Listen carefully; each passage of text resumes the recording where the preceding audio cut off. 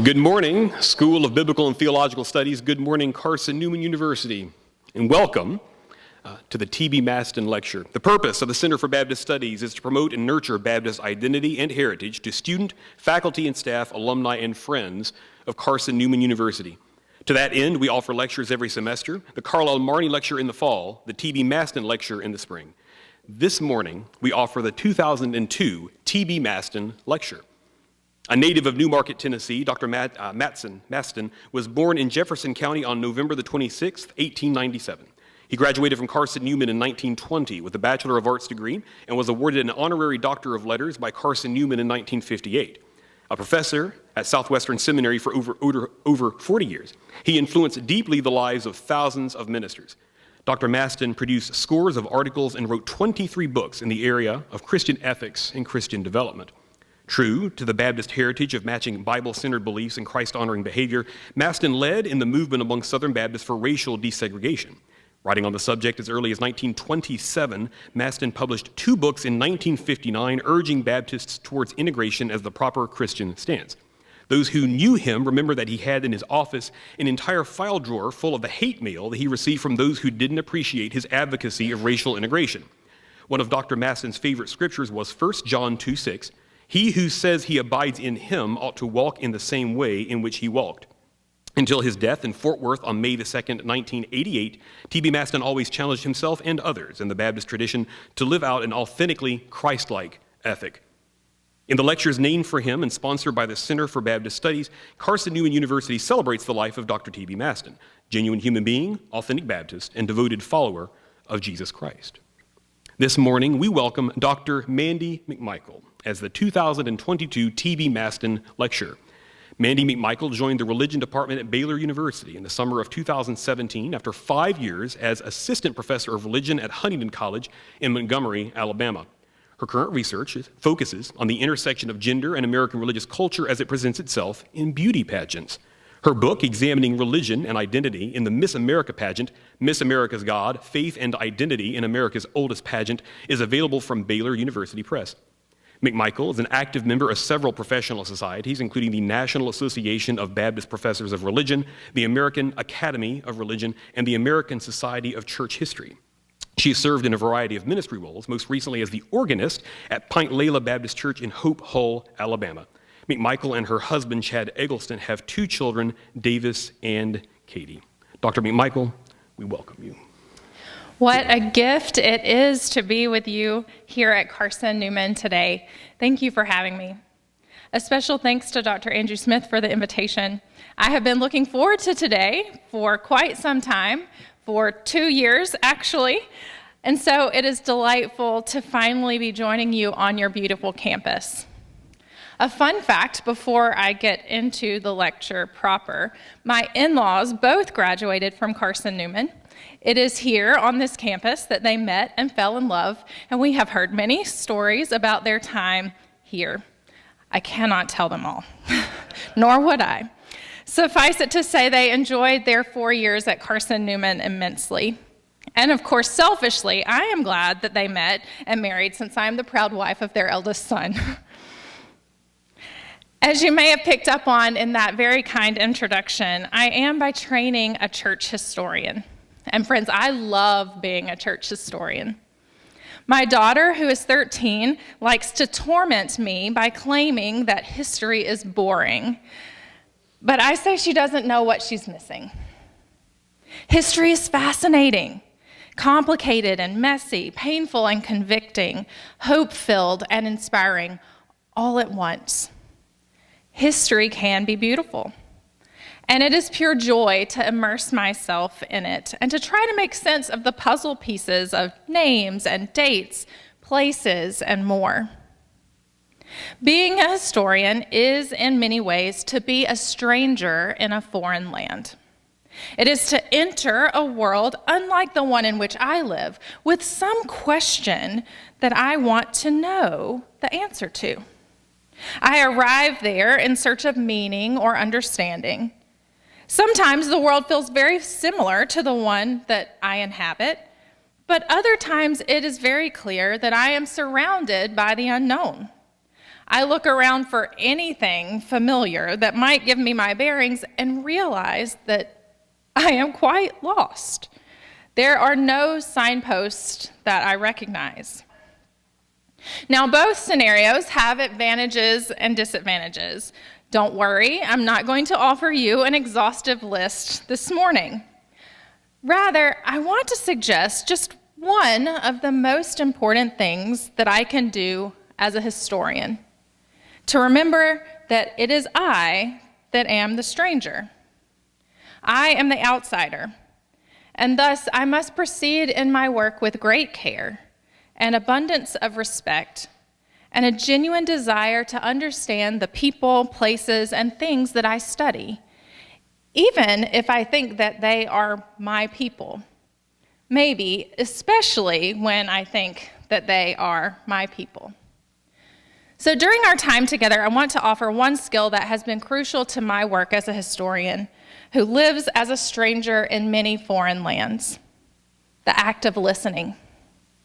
It is a skill that I contend that will be of value to you in your Christian walk, whatever your vocation might be. But I do hope that at least some of you will consider being a church historian. First, I must admit that I'm not always a good listener. Just ask my children. My son Davis, he's 10. He would want you to know that. He just turned 10. Does not leave being listened to chance. Rather, he ensures that he has our full attention by prefacing every statement or question with, "Hey, Mom. Hey, Mom. Hey, Mom." Or more frequently these days, "Hey, Dad. Hey, Dad." Until his pleading elicits a response from whichever one of us that he's talking to. Then, and only then, when you say, "Yes, son," will he proceed to tell you whatever he wants to say about his latest interest. Of course, he does the same thing when he is telling a joke. So you must respond in some way unless you want to keep hearing it again and again and again. He just keeps telling it. Davis demands our full attention. Instinctively, he knows that it is important to be listened to in order to be understood. Now, listening is not the only step, but it is one of the first and most crucial. We cannot understand him, what he wants, what he needs, what he feels, if we do not first listen to him. My children have helped me learn to listen to understand. This is even more true of my work as a historian, since presumably I do know and understand some things about my son since I share a house with him.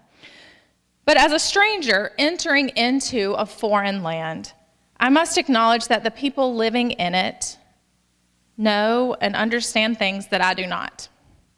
They have assumptions that I do not. And so I must pause to listen to their words in their diaries, in their sermons, in their treatises. I need to dig into the meeting records and all those published newsletters. I should see how their contemporaries relay the same stories and events.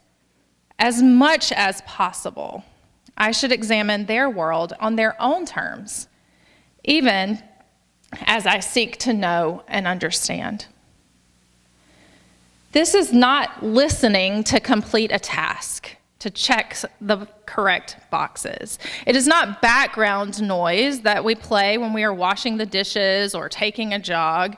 It is not staring blankly at a parent or a professor as they lecture. That's hearing. It's not listening. Listening demands our full attention. It is turning off the music to listen to the weather alert. It is putting down our phone when our friend comes to us crying. It involves asking follow-up questions, nodding in recognition, and investing time. Listening as a historian demands my full attention too. Such intentional listening presumes a desire to know and to understand. Now, history is essentially telling people's stories over a period of time. It's one of the things that drew me to want to be an historian. and doing so in the most honest way possible. Sure, there are different methods for doing that and different lenses of exploration and sources we can consult, or even gaps in the sources that we have to kind of fill in. But at the heart of it, history tells a story. Notice that I said a story, not the story. But that's a lecture for another day. For today, I want you to consider that I cannot truly understand and know the people that I study if I do not listen. I cannot tell and appreciate the fullness of their stories if I do not listen. Listening is my window into understanding. It helps me to find the connection to others and illuminates parts of myself. Listening is key to arranging all the complex puzzle pieces to reveal a picture that helps me to understand. And it is complex. You have likely heard it said that there are two sides to every story. Well, historians will tell you that there are countless sides to every story. And part of our job, and yes, I do find it great fun, is listening to all the sides of the story, sifting through all of the evidence and making an argument based on what sources we find most compelling. So at the heart of the historian's quest is the desire to know and understand that which they only partially know or understand. And this means intentional listening that demands our full attention. To be clear, to say that I listen to the sources does not mean that I take everything I encounter at face value. As a historian, I make determinations about which sources are credible, which are less so. I wade through countless witnesses, considering why individuals or groups chose to present themselves in a particular way.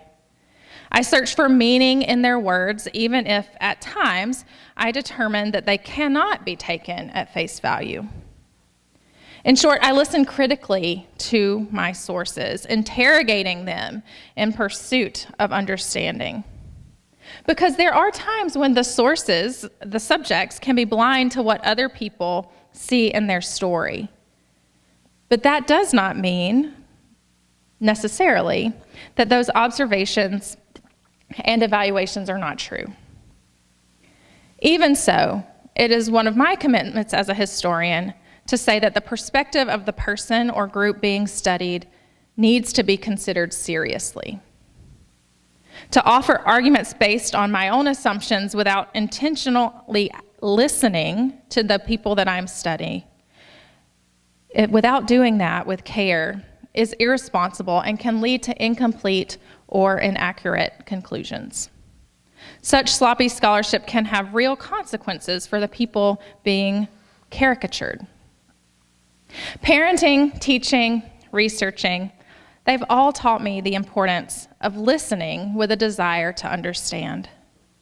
People, it turns out, want to be seen and known and understood. Why should we assume any less of the people that we study in history? They also want to be seen and known and understood.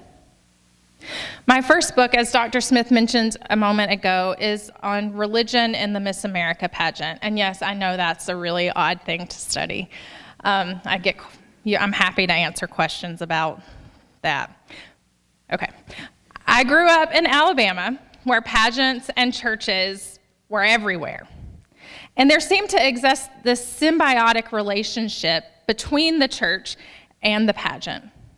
Christians were supportive of the pageant, even to the point of the Miss Alabama pageant being held on one of the Baptist campuses in the state.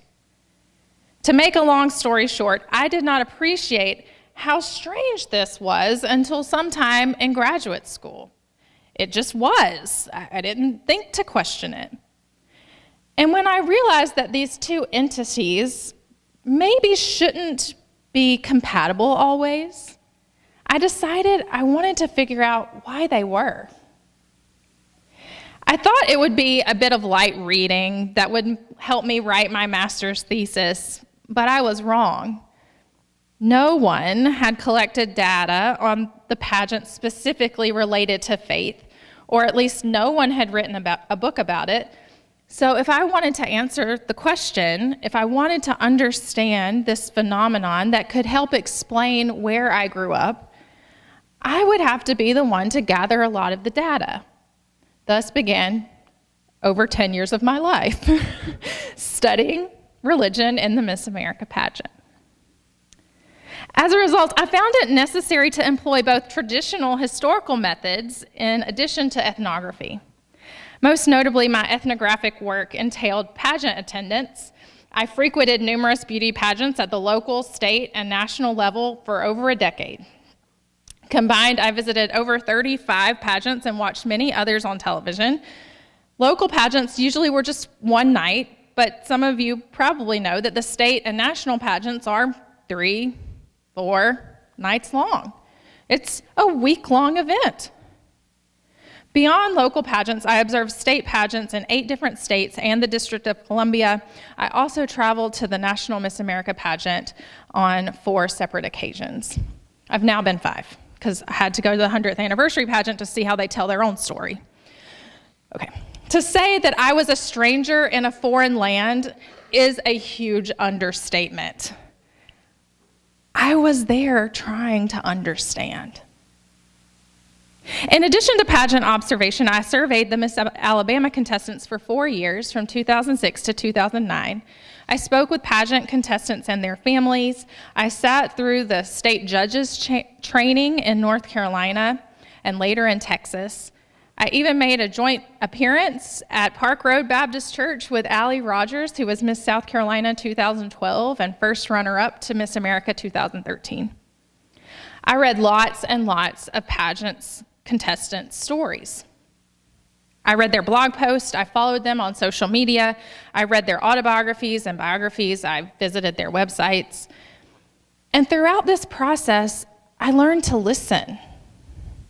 I learned how to ask questions, and I learned how to take care with other people's stories that differed from my own, to honor their experience and self-understanding even as I analyzed it.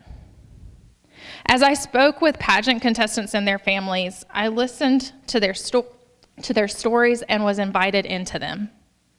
As they saw my desire to truly understand, not to make fun of them, not to belittle them, but to understand this thing that was so important to them, they opened up and began to help me.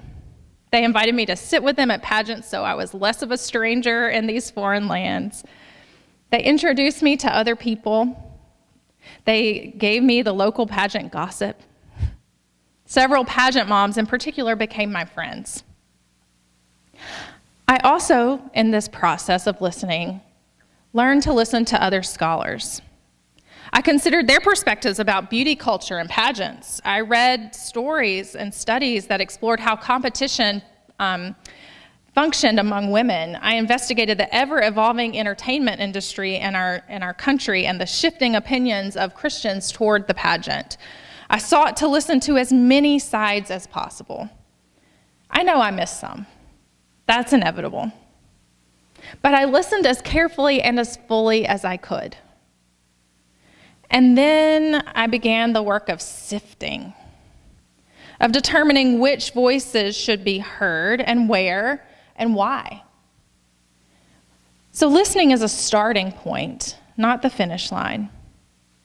History is not only listening, but also bringing what you learn from, pageant participants in this case, into contact with the ideas of interpretations of their beliefs and actions, and drawing conclusions from the entire body of evidence. Of course, I also had a lot of opinions and assumptions that I brought with me into this project. That is inevitable as a historian. And in the end, some of those held true. I just had better evidence to support it rather than, I think this is true. I had things to back it up. But many more of my assumptions that I brought with me into this project were adjusted along the way as a result of compelling evidence, such as another scholar's work, a contestant's testimony, a mom's insight, or even my own observation. In short, I listened to any source I could in my attempt to understand. Now, in my book, I display two pictures of Miss America contestants that were taken 60 years apart. One features contestants from the 2014 pageant and one from the 1954 pageant. Glancing at them, readers can instantly notice similarities and differences. Clothing, hairstyles, the formation in which they are grouped are different. In the 1954 photo, the contestants are in two rows, lined up kind of equal spaces in between them, wearing swimsuits. And in the 2014 pageant, the contestants are neither in swimsuits nor are they standing in two very formal lines. They are much closer together. Some of them are standing, some are squatting, the sorority squat. Some of them are on their knees in the front. It looks far less staged. But readers can easily spot the similarities too, and these two groups of women taken 60 years apart. The women are presented as a unit, sashes in place on the Atlantic City boardwalk. They are smiling. And I could have seen all of that at the beginning of my research. I could look at the photos and compare them. But what I might have missed in these photos is what it captures is how the contestants viewed themselves. They viewed themselves as competitors, but also as community. And I would have missed that if I had not taken the time to listen to the sources. The individuals in the photos are one part of a larger group. And this group, like many sports teams, clubs, even youth groups, provided them a sense of identity and belonging.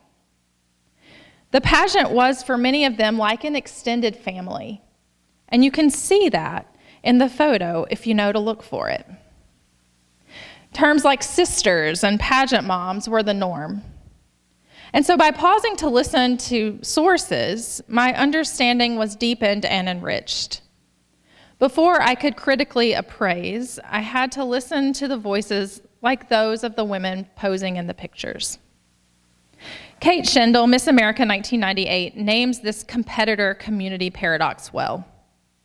And I'm quoting from her. Former Miss Americas are a unique breed. They are achievers, certainly. Even the least type A's among the group are generally pretty driven women. They are competitive, and not just because they have spent years pushing themselves into the position of Miss America, but because after that tremendous accomplishment comes and goes, many find that there is no off switch for their considerable ambition.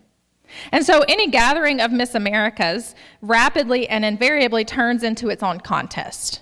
Who among these women is the most beautiful, the most intelligent, the most accomplished, most altruistic, most ideal of the ideal that Pert Parks sings about? It's a never-ending race with no official winner. And yet, for all this internal jockeying for position, it is also a group of women who are generally affectionate toward one another and toward the program that has provided them with a lasting identity. Sure, I could have written what I thought I knew about the contestants, the pageants, and the church without actually taking the time to talk to participants or taking seriously their direct accounts in writing. I could have dismissed all of that. I could have assumed that only I, as the scholar who's been trained as a historian, could possibly have anything to say about faith in the Miss America pageant, and ignored the way that these women wrote and spoke about their faith and its relationship to the pageant. To do so, however, would have been to damage the final product, and perhaps unintentionally to present what was at best an unfair and at worst an untrue portrayal of my subjects. I wanted to write an account, a history, in which they could recognize themselves. And so that meant more work. But like investing time in listening to my son, it was worth it in the end. Listening, then, is an act of charity that presumes a desire to know and to understand rather than an assumption that we have it all figured out. As such, listening as a historian is an act of humility that signals an openness to correction and growth. I might be wrong, and that's why I have to listen well to my sources. Learning to listen to understand has involved admitting what I don't know. It has meant asking questions. It has involved large investments of time and not acknowledging when I have gotten something wrong. At times, this commitment to listen has meant not being as productive in my publishing as I might like. Listening can't be rushed. This is particularly true of one of my current research projects. In cooperation with Baylor's Institute for Oral History and with additional support from the Louisville Institute, I'm working to create an oral history archive. By the end of this year, I should have interviews with 60 different women who've been leaders in the Baptist denomination in America. These women have a variety of backgrounds, educational experiences, family situations, and opportunities to serve. They are young and old, white and non-white, Southerners, Midwesterners, and Texans, because I am told that they are a thing unto themselves. The point is, each interview is different because all of the women that I'm talking to are different. I cannot enter each interview with the same 20 questions and just check them off. Instead, I must think of each interview as a conversation. Sure, there are a few questions that I ask everyone, but mostly my main role is to listen. So I show up. Each interview takes anywhere from 1 to 2 hours, and that's not counting all of the time spent scheduling and rescheduling interviews, reviewing transcripts, getting permissions signed. Each of these 1 to 2 hour blocks of time demands my full attention, and I invest in listening to these women in front of me. Sometimes we are in the same room. Sometimes we speak over Zoom. Always the interviews are not scripted. I walk in not quite knowing what to expect. There have been tears and laughter. There have been times of turning off the recorder because something's too painful for someone to talk about. I listen, and I follow the woman's narrative, asking follow-up questions that pertain to her particular story, to allow her to tell it in a way that makes the most sense for her. This takes time. It also takes practice. I cannot conduct a good interview if I don't listen. It is obvious when my train of thought has gone somewhere else. I get lost, and they can tell. If I'm not investing in the person and in the narrative of the person right in front of me, sometimes my questions that I ask are a little more surface level as I find my way again. There might be disconnects in the dialogue that result in bumpy transcripts that lack grace and transition. It is a challenge to listen well as I seek to know and understand. But such active listening is what allows me to understand and share in their successes and losses, their joys and their pain. The simple yet complex act of listening leads to understanding. It helps me feel like less of a stranger in a foreign land and more like a friend. But it is hard work. One final example from my work as a historian will suffice. My other research project right now is a collaboration with Dr. Alicia Myers, who is a New Testament scholar at Campbell University Divinity School. We are working on a book on Helen Barrett Montgomery's English translation of the New Testament, which will celebrate its 100th anniversary in 2024. We bring to the project two very different perspectives. She's been trained as a New Testament scholar and is a biblical scholar. I've been trained as a historian. We ask different questions. We know different sources. And as we are researching and writing, we are learning not only to listen to the written sources, but also to listen to one another. I can help her understand how historical context related to Victorian womanhood influenced the translation of Montgomery, and she can help me see how Montgomery's translations of key texts compare to those done by men in the same time period. But again, this kind of work, this intentional listening, this collaboration takes more time than if I was just to do it by myself, or if she was to do it by herself. But it is one of my commitments as a historian to remember that I am a stranger in a foreign land, and therefore I must listen. The people I study are not objects to be used for my own agenda. They have their own stories, rituals, and communities. They are not to be understood only in relation to me as if I'm the center of the universe. If I do history in that way, centering myself and my assumptions, suddenly I read everything in light of me. All sources somehow confirm my initial theories, and all stories are written in my own image. I enter instead as a stranger into a foreign land. It is only polite to let the sources show me around, to let them dictate what is central and what is peripheral. Now, not all historians recognize themselves as strangers. Some imagine themselves the ruler of every kingdom. They go traipsing into another world, kicking off their boots, flinging mud everywhere in the process as they kick back in the armchair and wax poetic. These historians claim to know and understand after a quick glance around the room. They then begin to explain to the people who inhabit the space where they are, who they are, what their most sacred moments mean, scarcely pausing to truly examine the sources. So convinced are they that they already know what this person or group or entity is about. Such irresponsible work can do real damage.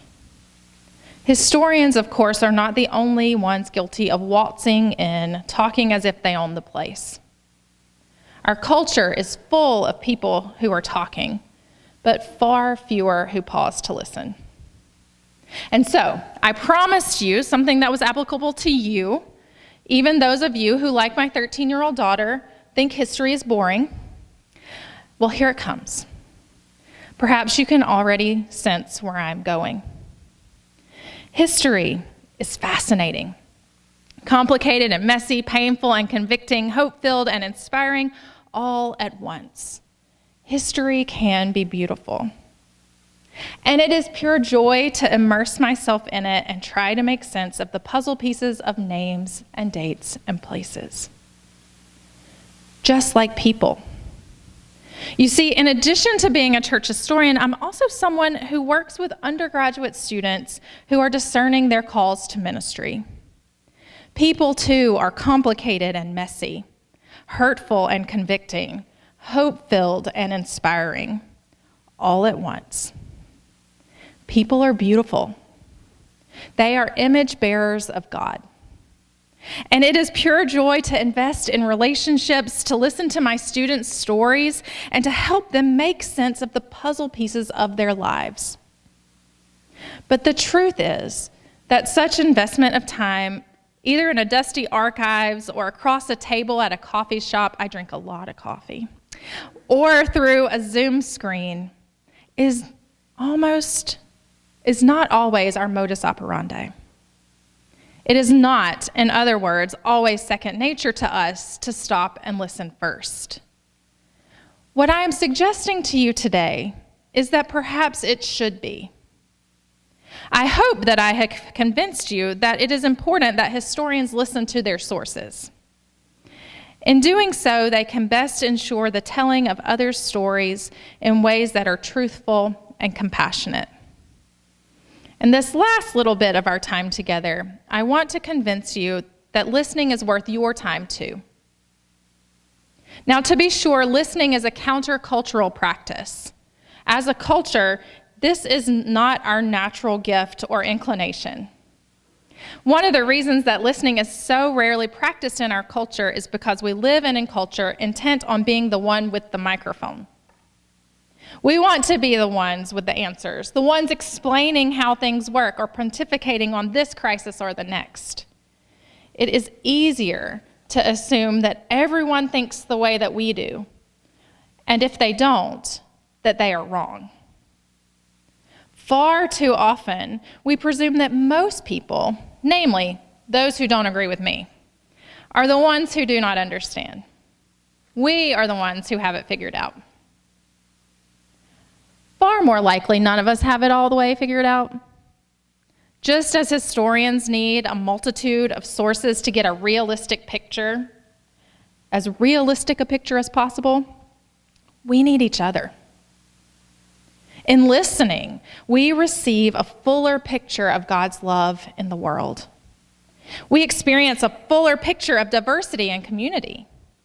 We begin to see beyond our narrow slice of life, to imagine the richness and creativity and the joy of a God who loves us all in our difference.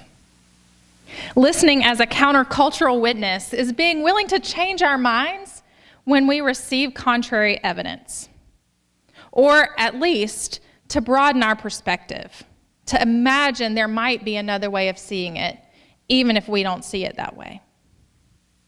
Recently, like many other Christians in America, I've been convicted of my own faith tradition's deeply embedded racism and the pain that it has caused my brothers and sisters in Christ.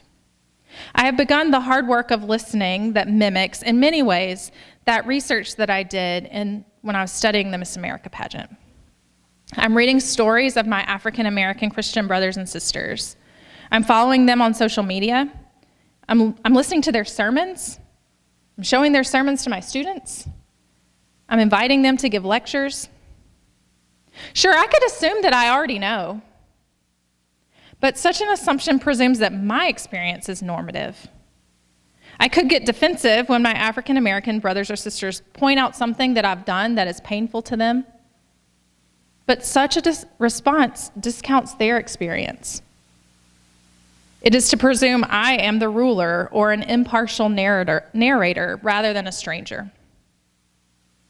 So listening, then, is an act of charity that is a countercultural practice. It is a Christian witness to a world that there is another way and a reminder that we belong to one another. My challenge to you this morning is that we should strive to be people whose first response is to listen, to remember that we are not the center of the universe, and therefore our experience is not necessarily normative. Perhaps we can learn to consider ourselves a stranger in a foreign land, seeking to understand. This radical countercultural act invites people in and helps them feel loved. Think about it. If someone cares enough to give us their full attention, we can usually assume that they want to know us and understand us. We may begin to believe they want to hear our stories, and so we start to share them, and then we might even ask them to tell us their story, because listening often produces dialogue.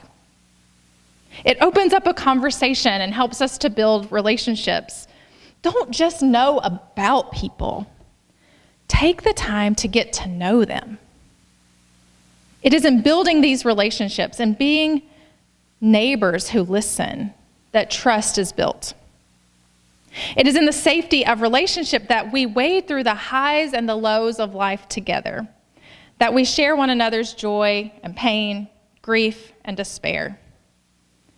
It is in sharing the beauty of life and all its messiness that we are reminded of its beauty. This is, of course, what God does for each of us, and it is what God asks us to do for others, to bear one another's burdens, to pray for one another, to love one another. I believe we have an ethical obligation to love one another. And to my mind, that also means we have an ethical obligation to listen to one another. Listening is a countercultural act that makes such knowing and loving possible. Who do you want to know and understand? And how might listening to their stories change you? How might it aid in your understanding of God and God's work in the world? Taking that one step that seems quite simple, really. To listen first, before we speak, aids in our understanding. It makes the foreign lands in which we travel a little less foreign. It serves as Christian witness in a world full of people who are yelling. And listening helps us to love and pray better. The practice of listening does not come naturally to many of us. I've already confessed that it doesn't for me. But neither do many things that are good for us. Drinking water, exercising, limiting my sugar intake. I may or may not have an unhealthy relationship to Jelly Belly, jelly beans. And yet, with discipline, I have learned what my body needs to be healthy. And I seek to do those things so that my body can function at its highest level. Listening is also a discipline that can be practiced until it becomes a habit. Being a historian is, in many ways, to be a stranger in a foreign land. So is being a Christian. The world in which we live can feel incredibly foreign, and we can sometimes find ourselves searching for a signpost. Listening can aid in our understanding as we sojourn in this foreign land. Indeed, learning to listen with a desire to know and understand is an act of Christian love. And as Jesus taught us, the world will know us as disciples if we have love for one another. As a historian, I am compelled to listen well so that I can know and tell the stories of those I study in ways that are truthful and compassionate. Turns out, my Christian faith compels me to do the exact same thing. Thank you.